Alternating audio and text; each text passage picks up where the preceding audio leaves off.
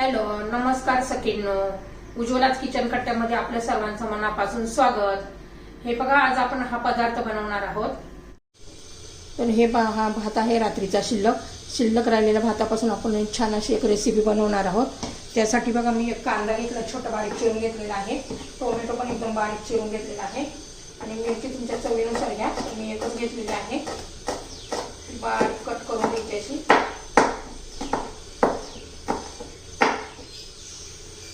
कोथिंबीर धुवून ती पण बारीक चिरून घेते. हे पहा, मी कोथिंबीर धुवून घेतलेली आहे.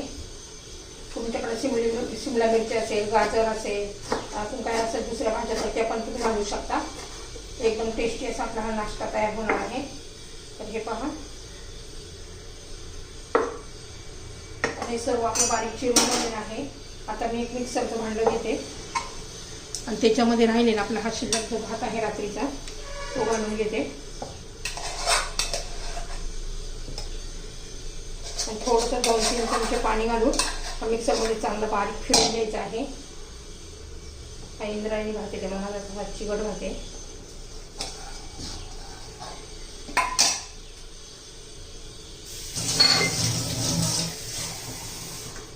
तरी पण त्याच्यामध्ये 2-3 चमचे पाणी घालते आणि फिरून घेते मस्त.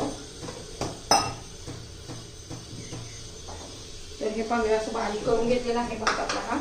तर ह्याच पातेल्यात काढून घेते.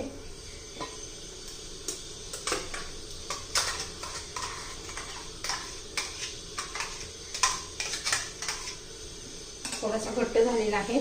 थोडंसं पाणी घालूया. तर मिक्सरच्या भांड्यामध्येच पाणी घाल. तर हे पहा, मिक्सरच्या भांड्यामध्ये एक अर्धा कप पाणी घातलेलं आहे. छान असं मिक्स करून घेऊया.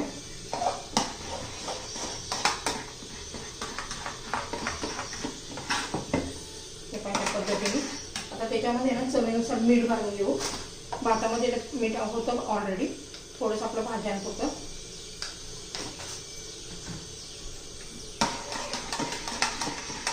आता याच्यामध्ये सर्व भाज्या घालून घ्यायच्या. कोथिंबीर, बारीक चिरलेली मिरची, टोमॅटो, कांदा,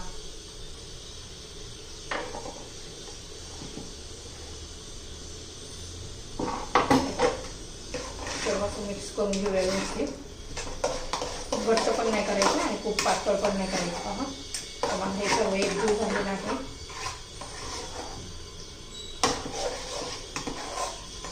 बघा, ह्या पद्धतीने करून घ्यायचे. आता मी तवा गरम करण्यासाठी ठेवते.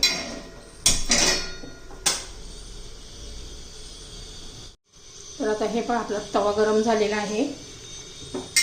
त्याला छान असं तेल लावून घेऊया. हा माझा लोखंडी तवा आहे. मस्त असं तेल लावून घ्यायचंय.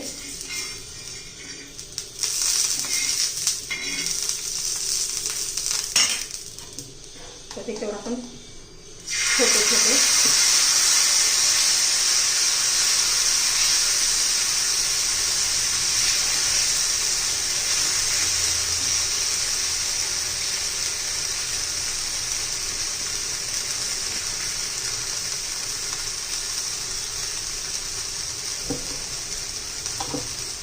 पूर्ण असं वरून सुकून द्यायचं आहे आपल्याला.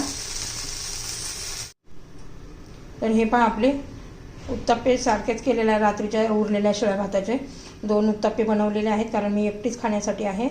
तर 2 बनवलेले आहेत आणि मध्ये व्हिडिओ जरा डिलीट झाला करताना दाखवताना. एकदम मस्त आणि टेस्टी असे लागतात. चटणीबरोबर खाऊ शकता तुम्ही. तसे पण खाल्ले तर छानच लागतात. आणि एखाद्या चटणीबरोबर तुम्ही किंवा दह्याबरोबर पण खाऊ शकता. आणि तुम्हाला जर ही रेसिपी आवडली असेल तर लाईक, शेअर आणि सबस्क्राईब नक्की करा.